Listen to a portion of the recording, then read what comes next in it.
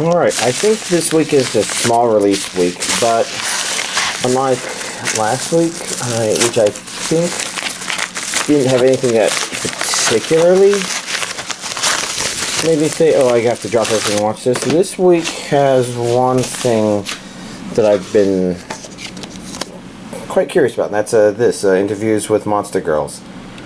And, well, let's see.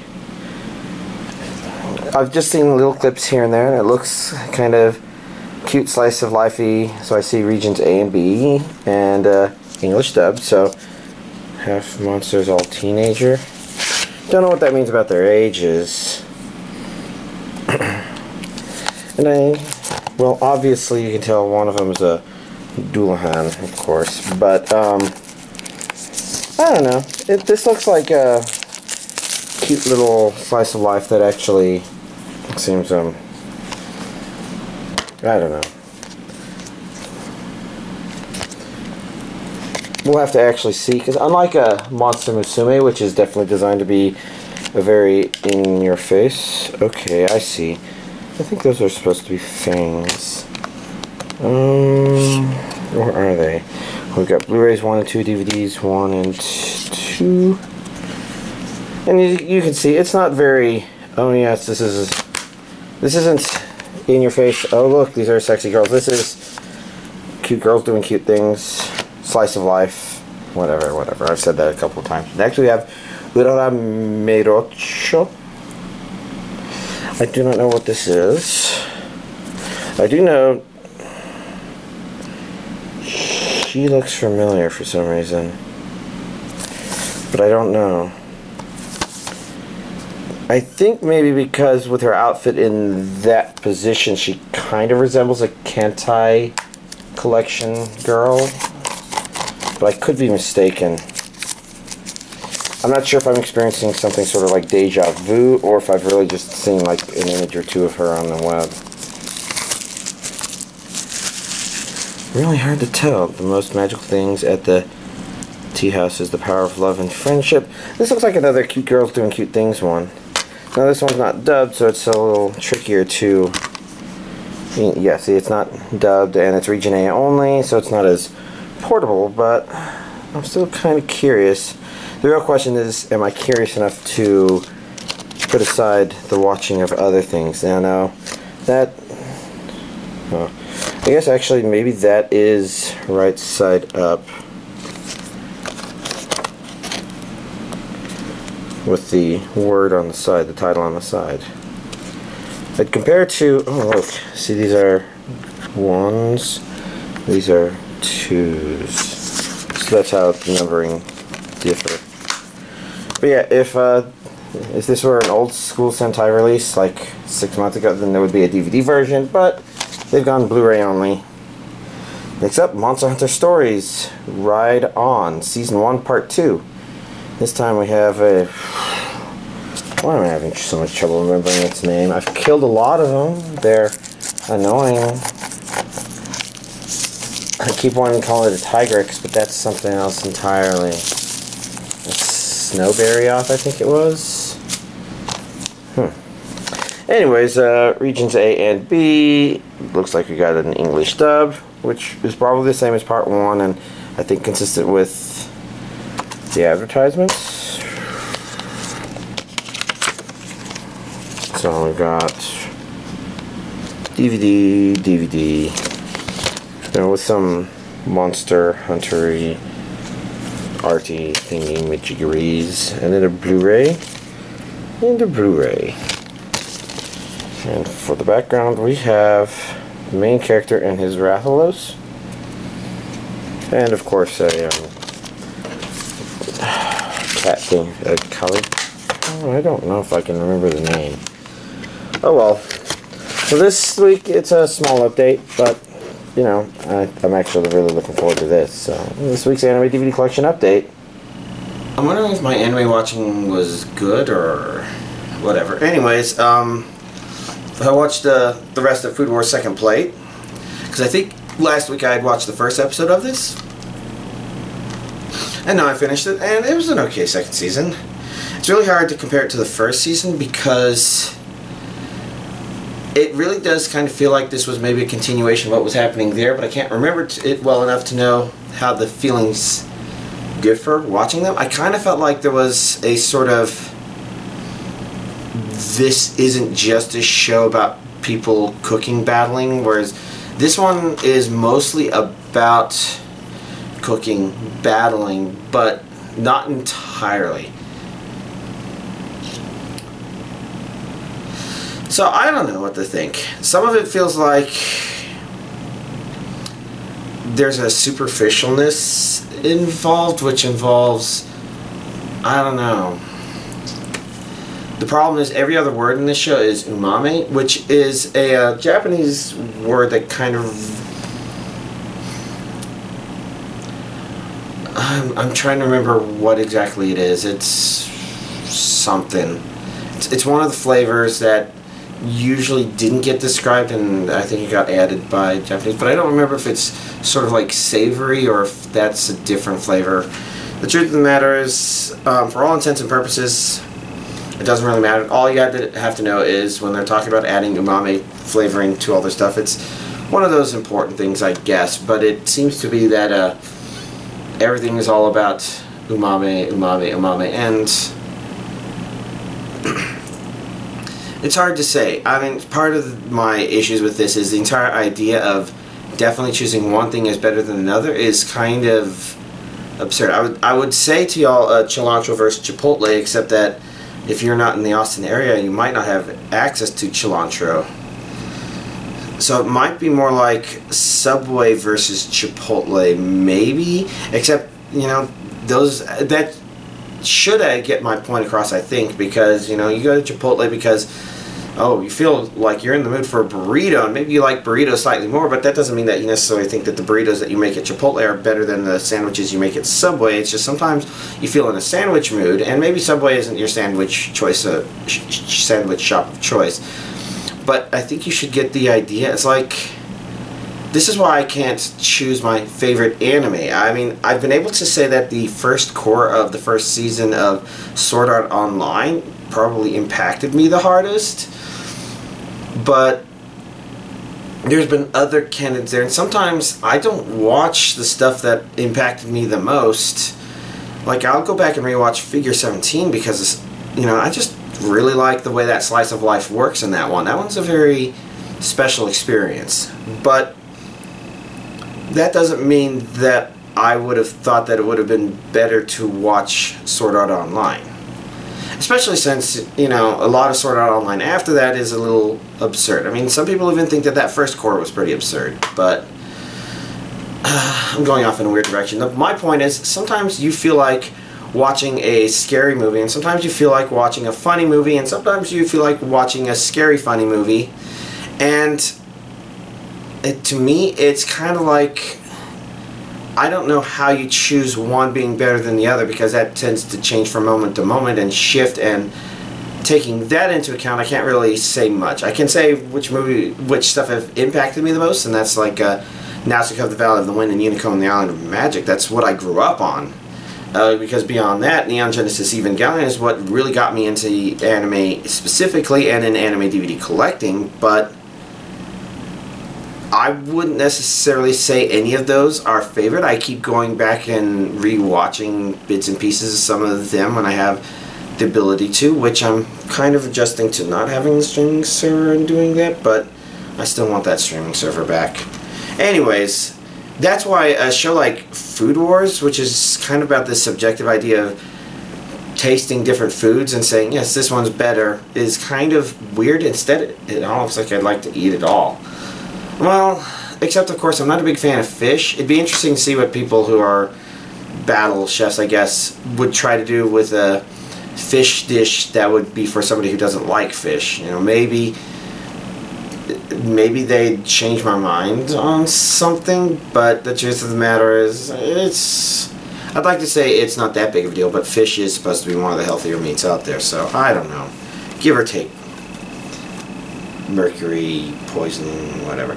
Anyways, it was a good second plate. I'm trying to think if there's anything I should really say about it.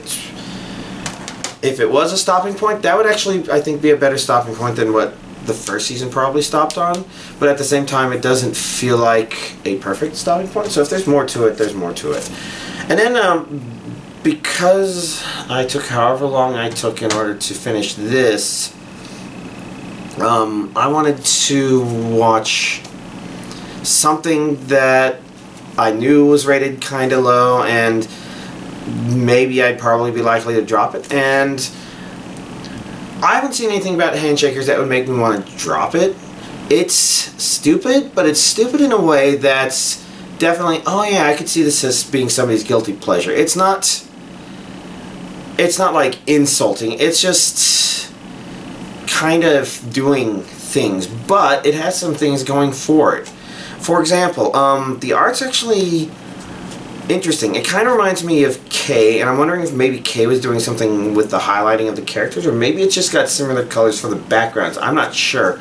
But the characters in this one, instead of, I call it highlight, it's actually outlined. Instead of being outlined with black to offset them from the background, they're being outlined with bright colors that may be the same colors as them. And I don't know if there's other parts of them that are colored differently or not, because it's kind of hard to absorb. It kind of feels like looking at a negative image.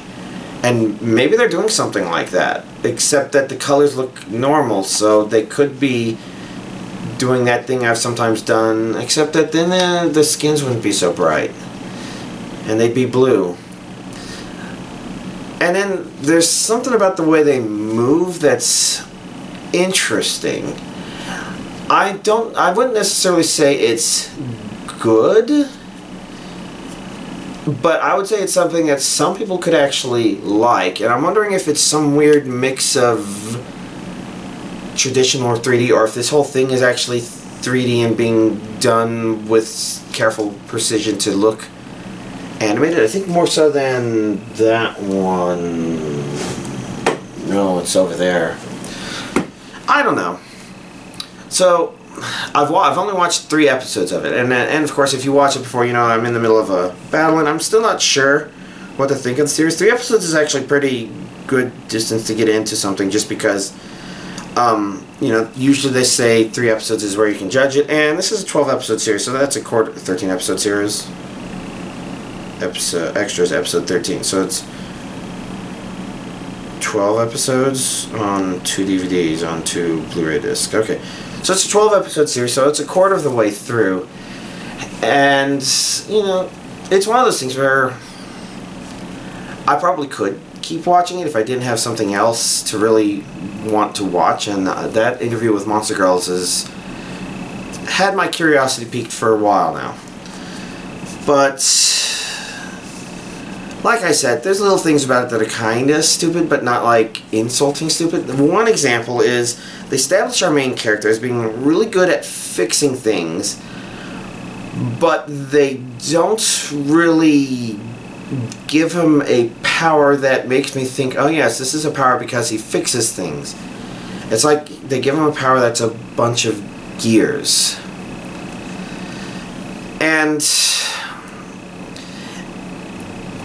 maybe they're intending to do something with it. Usually you try to get that kind of point across in the first 3 episodes, because that's a kind of standard for evaluating series. But I don't know. There was another girl who was chains, you know, the very first girl that our characters battled. It is not entirely clear what motivates these people to battle. It's like, oh, they heard a mysterious voice. Well, they seem a lot more invested in battling than I think they should, except for our main character, who seems to have the right level of, I don't know what's going on, I don't know if I care, but I don't want to get killed. And then there's another aspect of the anime, which is he's not supposed to let go of her hand, and I think there's supposed to be a degree of intimacy there, and there is, I think, but it doesn't come off as strongly as I would have thought it could. And maybe part of that is in Japanese society, or at least according to anime and some things I've heard from people who have moved from there, the holding of hands in public thing is usually, it's not exactly taboo. I don't think it is anymore, but it is more so than here in the States. So it could be that them holding of hands and the kind of violation of the premise, so to speak, is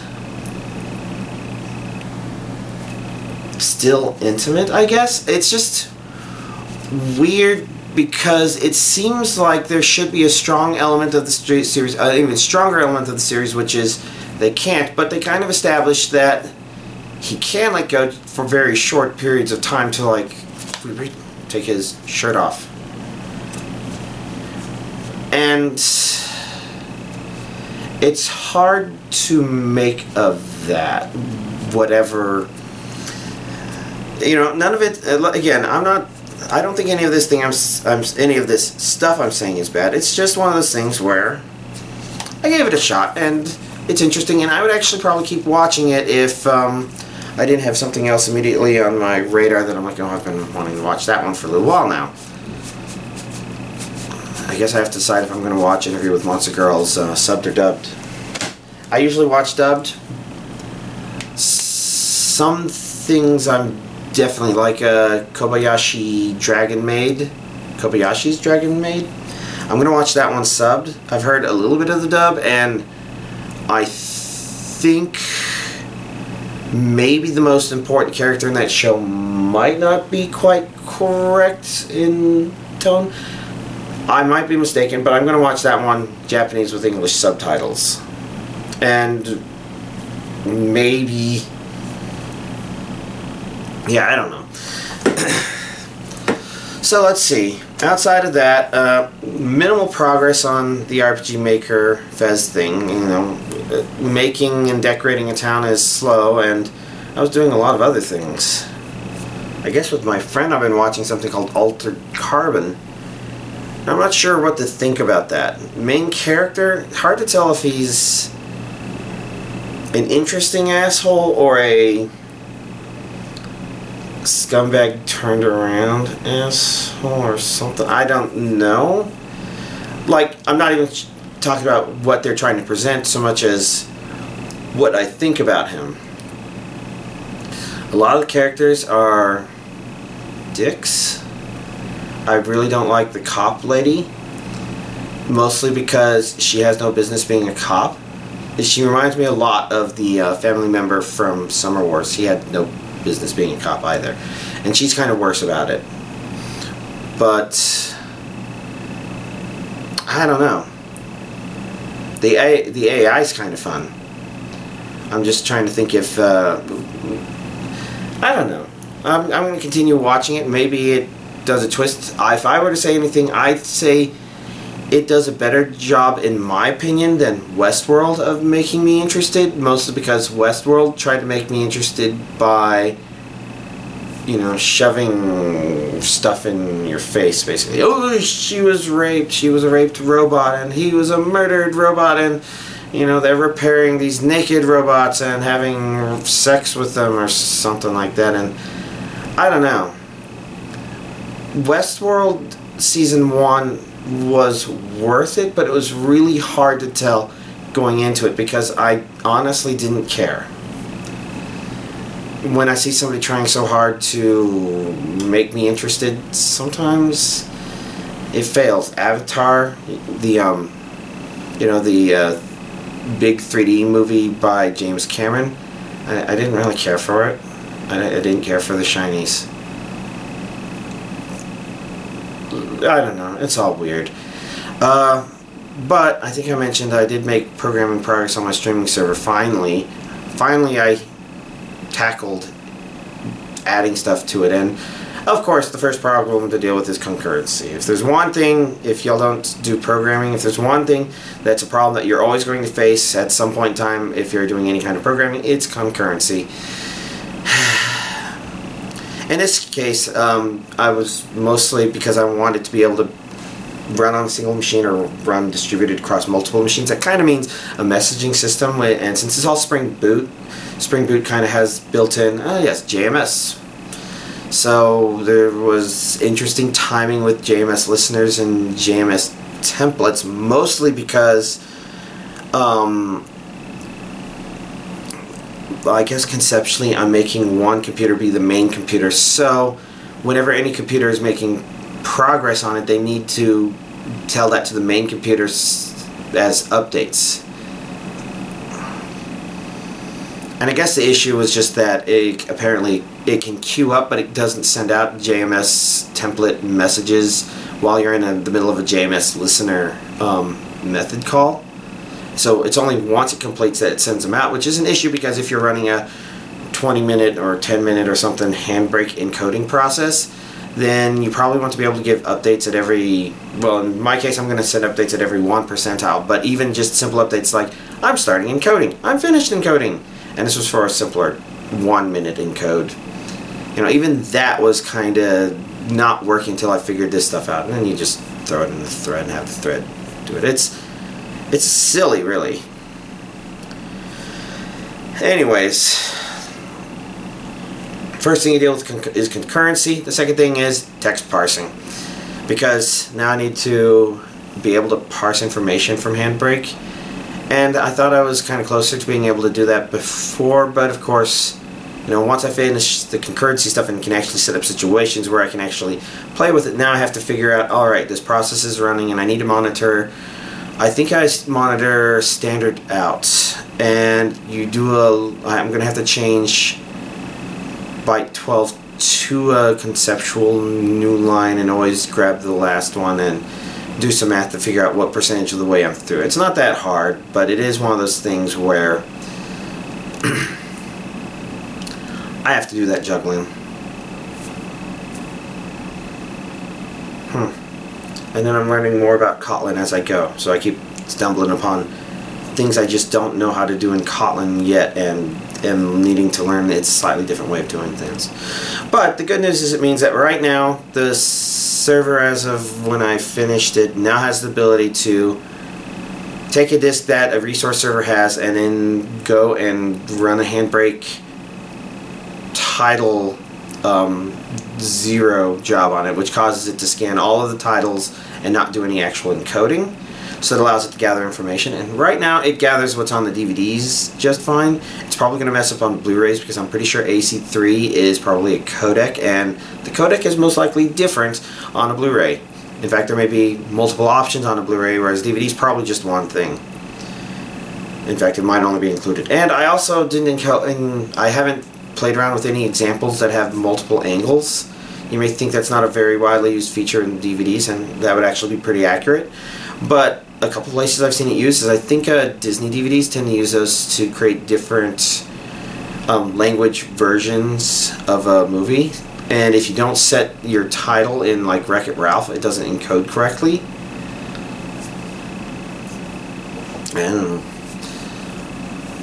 But I also know that there's at least one anime DVD that does use it. That's I forget the name of that one. It's the one with the plants were grown on the moon, and then they started growing into these dragon vines that came down to Earth, and then Earth became a post-apocalyptic society, and the guy finds a girl from the pre-apocalyptic society in a cryogenic capsule, I guess. It's a movie, and I guess I actually just described the part of the movie that's good, and some of the parts after that, but it's the second half that kind of goes, it starts losing you. Maybe it's more like the last third. I can't remember what it's called, but that one definitely has Japanese versus English text depending on which angle you choose. And then there's a couple of other black and white films on DVD that have colorized versions on angle 2 and the black and white on angle 1. You know, it's an important thing to. Oh yeah, and I probably ought to. I don't have that concept saved anywhere, but I also need to remember the forced subtitles. Because like some shows like Game of Thrones have scenes where characters are speaking in whatever that other language, or maybe multiple other languages. And of course the subtitles are at the bottom of the screen, but the way that's encoded on DVDs and maybe Blu-rays, I don't know, is it's one subtitle stream, but some of the subtitles are marked as, oh, you really need to show this, period. So if you don't have any subtitles selected, then it shows those ones that are just the translation of the characters because you're supposed to, but not the other ones. Then when you set it to the closed captioning soundtrack, it shows absolutely all of them. So I have to be able to make that differentiation as well.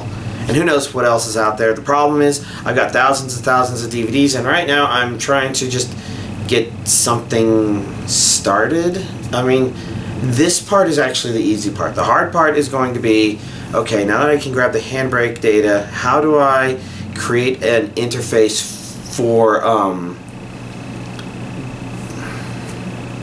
displaying it and editing it?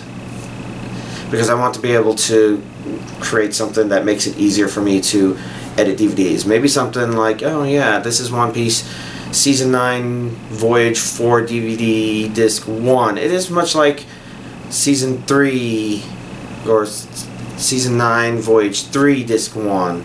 And that one looks at it and says, oh, I see, so the main title is Chapter 11, and there's episode cutoffs here, here, here, and here. And it can maybe create that initially for me, and then I would adjust it. You know, those are things that seem like they would be nice to have. But yeah, I don't know. That's some pretty advanced stuff, and I barely know how to do anything in JavaScript and the DOM as it is. I should probably learn some other frameworks and try to figure out how other people try and do some of this stuff, maybe. But I don't know. That's also a good excuse to learn Angular, and we use Angular at work for our front-end code, so that would be very useful so that I would actually know how to help find issues or help swarm on problems when we don't know what's going wrong. We just know that something's going wrong. I don't know. It's pipe dreams. It's all a bunch of stuff. And I think I've been kind of blabbering on, and this wasn't a super exciting update per se. Yeah, so I guess I'll end it there. Y'all have a nice week.